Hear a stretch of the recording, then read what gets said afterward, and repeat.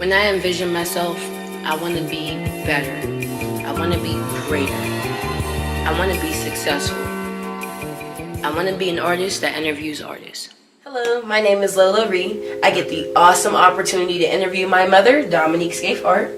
So, she's a little bit new to interviewing, so I'm just going to take it slow and we're going to have a conversation. So, Mom, hi.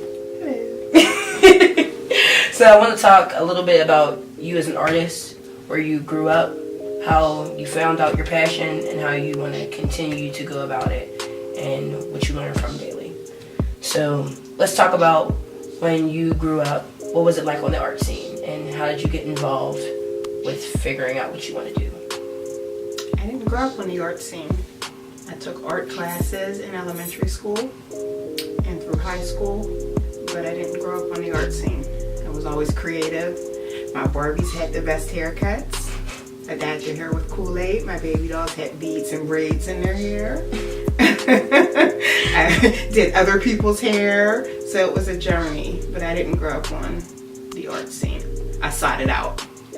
How? As an adult.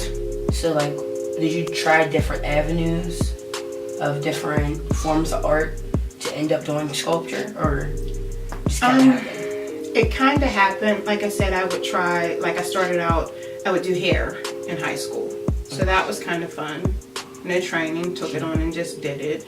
And I would just try to be creative, either with my clothes or how I carried myself or, you know, those type of things, but no particular type of art training. But at some point, well, when I was in high school, I took a ceramics class, and I never forgot about that. And at some point, it just kept calling to me. And so I went out and got some like cheap air dry clay and played with that. And like that was my first. And that was probably in my 30s. So like, you say you started in your 30s. Do you feel kind of different to other artists who are in the art scene younger? Initially, yes. But now I'm learning that the art that's culminating now, when I look at it, it's all the things that I've tried, but it's coming out in a clay form. So if I would have been younger, it wouldn't have looked the way that it looked. I wouldn't have had the experiences that I've had. So I'm in the right place at the right time, for me. So what makes your art different? Ooh, the skin tones, the expressions, the stories behind them. So each one has a story? Because it's me. Yeah, each one has a story. So can you talk a little bit about that and why you chose to make each sculpture have their own story? Because I'm a poet at heart and I love reading, but I would never stand up or share my poetry. And so from that, I wanted to tell stories through clay.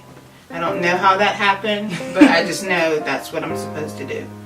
And I want to celebrate who I am, who you are, who we are as people, as black people. And so we have a lot of great stories to tell and simple things we do. We're fascinating. And a lot of people mix up, you know, black art with African art.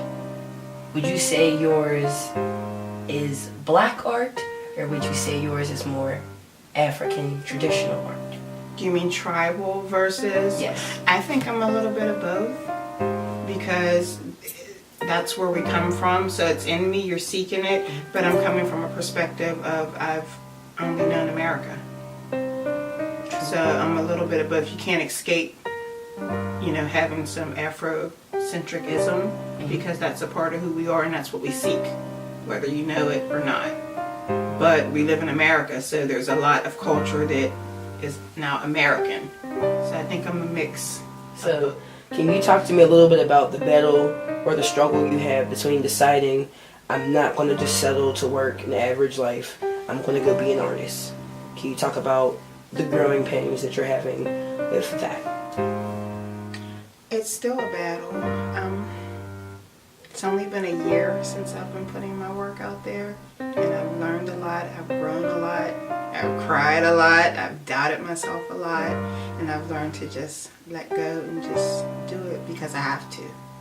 So even this being in front of the camera is growth for me. Speaking out and like saying, hey, I'm an artist is new to me because I was just playing with clay in my mind. I didn't have any idea that it would take the direction that it took or that people would like my stuff. I was doing it for me to be less stressed. So what started out as like just trying to have an activity to de-stress became my passion and my calling, something I stepped into. So, Oh, yeah. we're not gonna cry today. That's what we're not gonna do. Alright. So I think if you just, for everybody, if you just like kind of just learn to have fun and do what you like without worrying about what anybody thinks, you might step into something. I have. So, do you find that the artist community is welcoming now that you branched out and went out and decided to do this full time? I've met so many nice people who've helped me along the way because when you don't know, you don't know. Very welcoming community.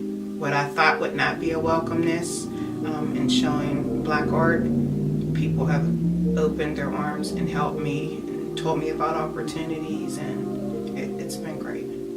There's good people out there. So let's talk about some of the awards you received. How did it feel? The spotlight was on me. It was uncomfortable. It felt good because it's acknowledgement that something you did was great because you're your own worst critic. And again, in my mind, I was just playing with clay. And it's like, oh, you want to award me? What? You saw this, you saw that, and me?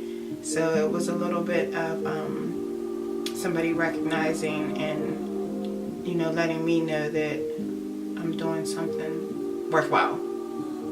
So it's been, each time I've gotten an award now, it's gotten easier and easier. But at first it's like, thank you, I'll take the check, thank you. But it's gotten easier.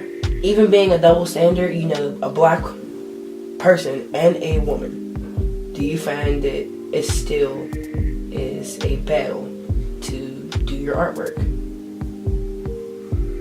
I can't say that it's a battle because I'm just right now, I'm doing this for me. And what happens to happen is icing on the cake. So I can't say that it's a battle. As I step out more and, you know, attempt to make this a little bit more of a full-time journey, we'll see what lies ahead. But for now, the battle for me was just even getting my artwork out there and seen.